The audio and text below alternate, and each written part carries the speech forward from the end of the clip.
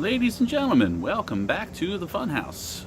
Today I'm going to show you how to do the back brakes on a 2008 Toyota Highlander. In case you need to see how to do the front, I covered that in another video. These two ought to be attached in a playlist. At any rate, let's get cracking.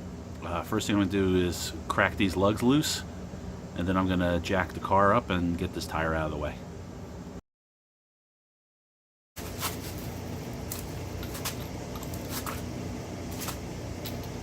They say don't use the adapter with impact on. I say, like you guys don't, right? Sure. Make sure it's on there good.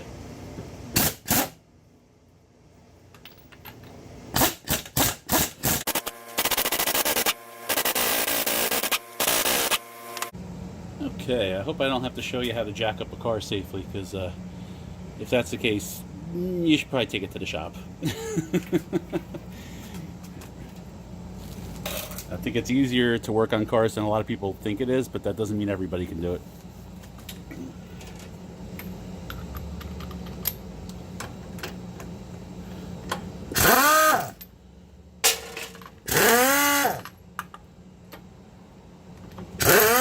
I shut the compressor off to keep the noise down.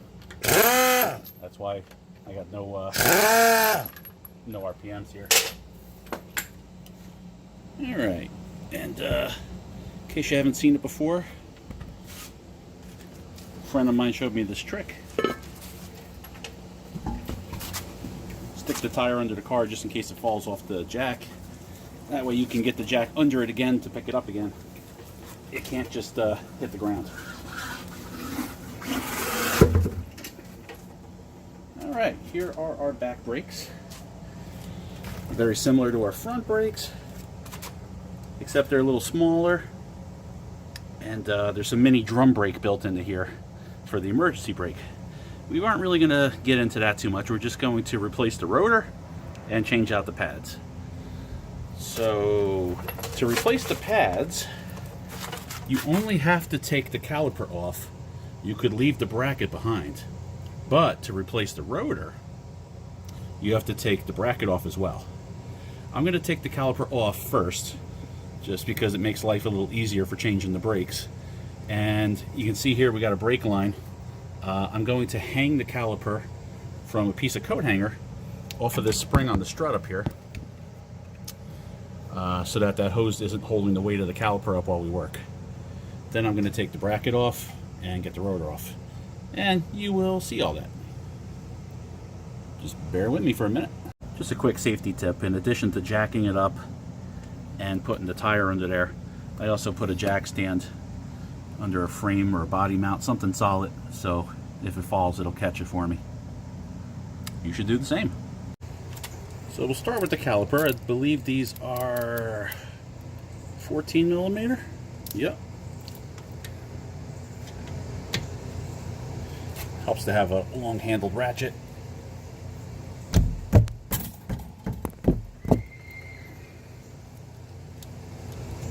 Also helps to turn it the right direction.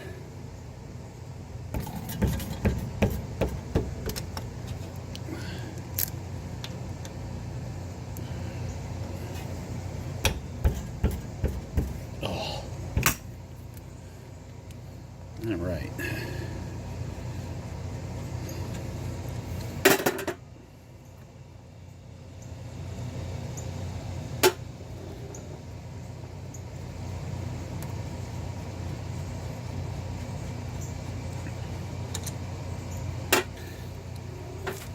And it's up to you when you want to do this, but I like to make sure I don't forget. So I'm going to immediately put this pad on here,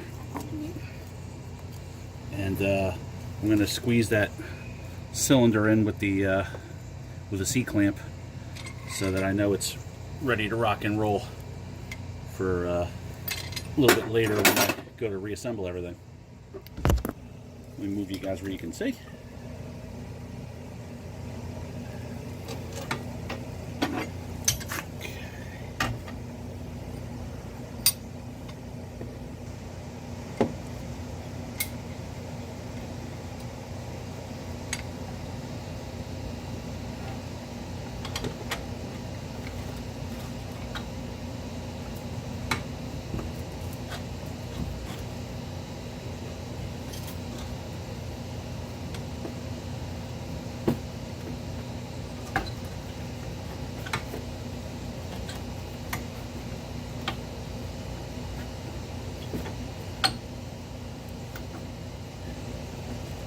And again, I've heard it said that you're supposed to crack the bleeder screw to do this.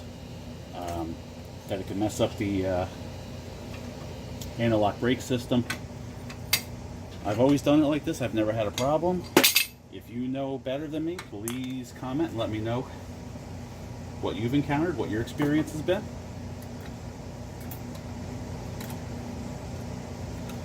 Okay. And we just kind of hook that and slide it back out of the way. Now's a good time too. You can examine these pins. If they do not free float, I think I had a problem with these in the past, and I took them out and I cleaned them up and greased them. And now they seem perfect. Alright, let's see about getting this other pad out of here. There's absolutely nothing wrong with these pads. They still have plenty of life left in them. But I have a long trip coming up, and I put new brakes on the front, so I'm just going to do all four all the way around. Also, we're doing drilled, slotted, vented brakes, a little fancier. The rotors do have positions that they go in. It's because they're directional for airflow. So as you're driving forward, which is how you spend most of your time, they funnel air in the right way. If you put them on backward, they're not flowing the air properly, and they're not cooling as well as they could. So they should have a little sticker on that tells you which tire they go on, which wheel they're located at, passenger side, driver side.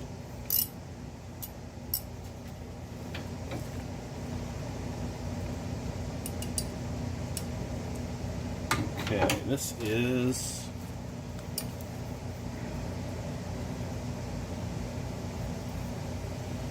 17 millimeter. I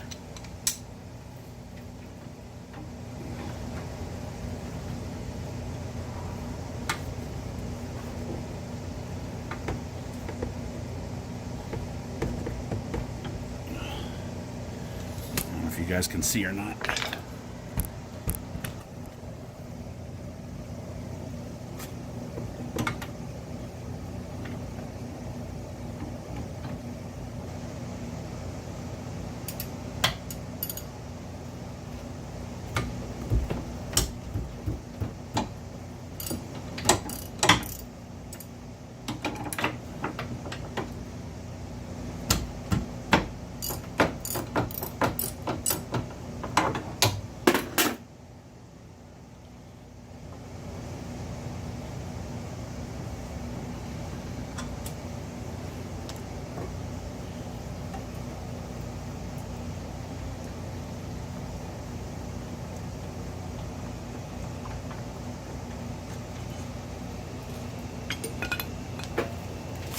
Alright, let's see if this rotor wants to come off.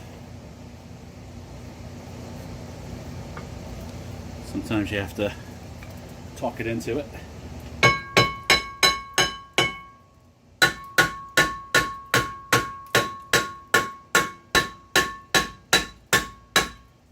Okay, I don't know if you saw it move or heard that noise change, but now she's loose.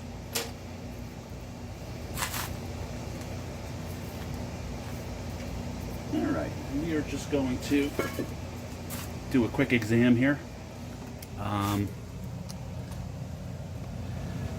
These brake shoes still have lining on them. I'm not sure how much they had when they were new.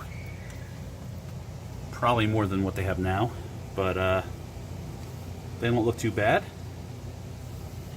Feels good. Everything looks good. I'm going to put a little bit of anti-seize around here so that when I put the new ones on, hopefully they won't get stuck too.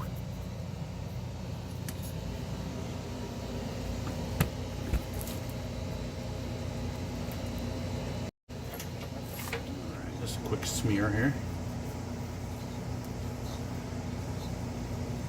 Doesn't hurt to put this on any of your parts that you change on the regular. You can also put this on the bolts for the caliper bracket and the caliper so that they'll come out easy next time.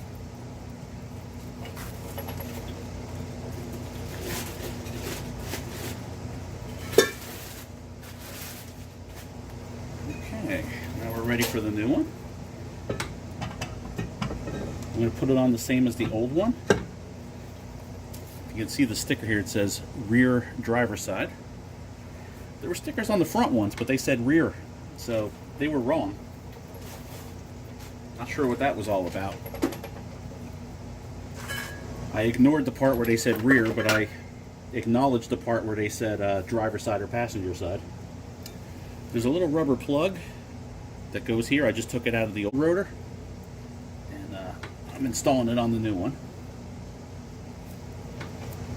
If you look here, there's some threaded holes. If you got the right metric screws, you could put them in there and use that to jack it off of there. But since I was not going to reuse the old rotor, I didn't mind hitting it with a hammer, you know.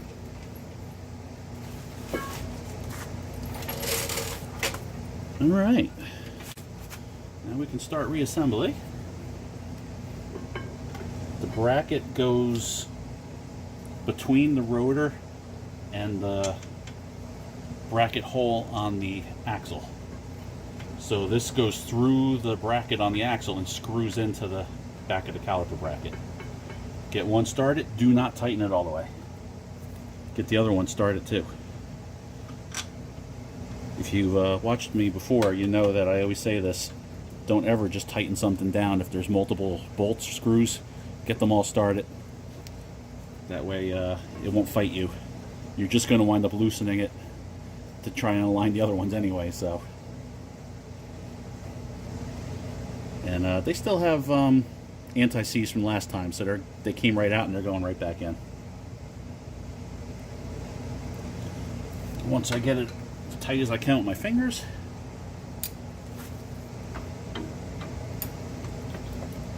hit it with the ratchet.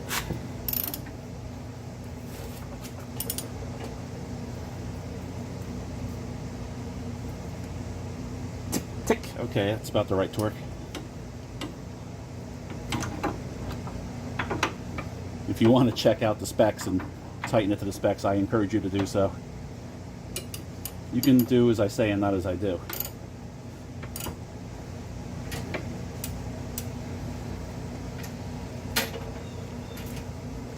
Tick, tick. Okay, that's good. All right, I'm going to take my pads and put them in. I'm trying to be careful not to touch anything and get grease on it. You can see there's a semicircle shape to this, so that shape should follow the contour of the rotor. I think they're the same inboard, outboard, passenger side, driver side. I compared them. They all look the same to me. If I'm wrong, we'll find out pretty soon. These annoying spring clips. Once you get the pad in, they're very helpful. While you're trying to get the pad in, they're not helpful at all. Alright. Get our caliper back on. You might have to push these in a little bit. The caliper only has a piston on one side, so it free floats on these bars so that when you hit the brakes, the caliper pushes the pad on the back side of the rotor, but it also moves the whole caliper the other way to pinch on the other brake pad on the other side of the rotor. So that way you're pinching both sides theoretically evenly.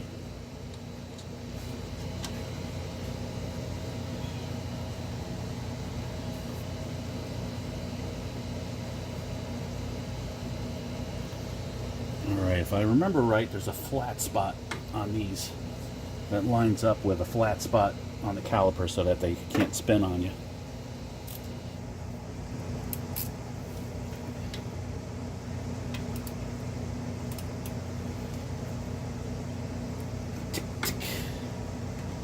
Try to remember what it was like when you took it apart and then mimic that to get it back on.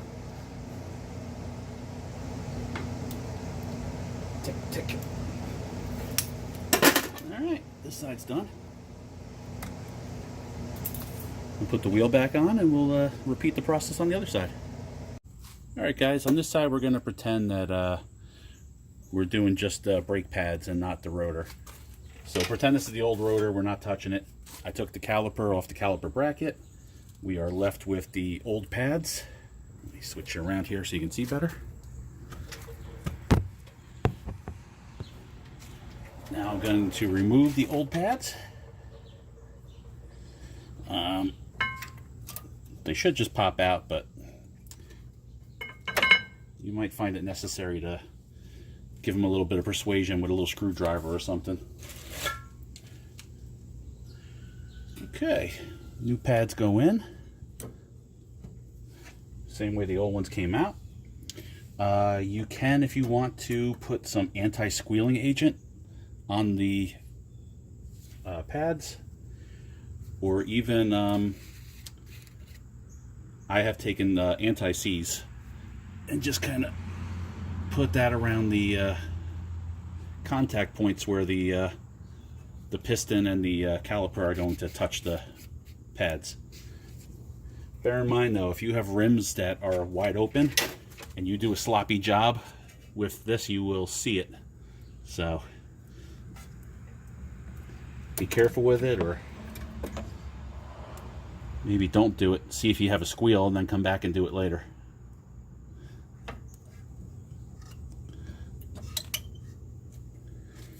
Okay, I think it lined up, so I'm trying to hold onto it so it doesn't come out of line.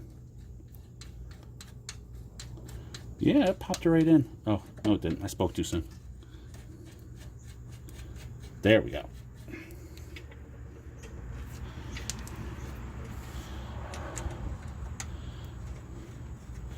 Now I'm going to torque these down. I'm going to get in the car and pump the brake pedal a few times. And that's going to put fluid back into this piston that I pushed out when I clamped it with the C-clamp. If you just get in and go to drive, you're going to have brakes that go right to the floor and scare you to death. So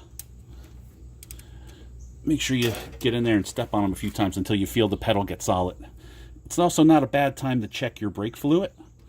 Your level should go up, if anything, because the new pads are thicker than the old pads. So the cylinder doesn't stick out as far, which means it's not holding as much fluid in the piston.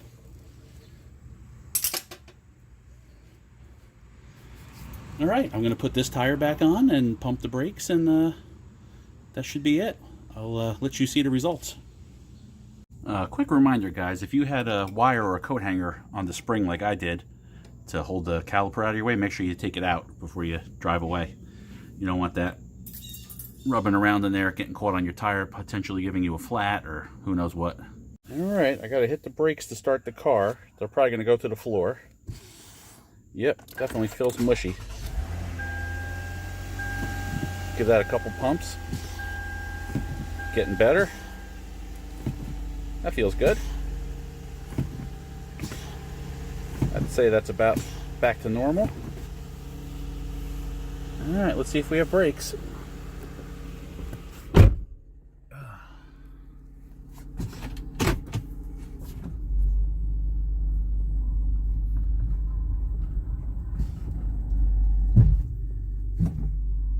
That felt a little funny.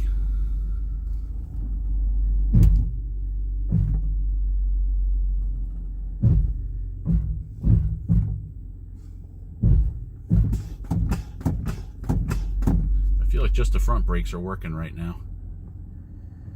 Oh, okay. Now we're getting some back brakes. All right.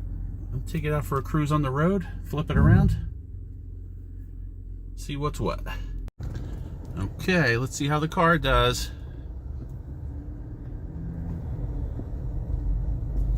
No clunking sound. No weird clunk when you hit the brakes.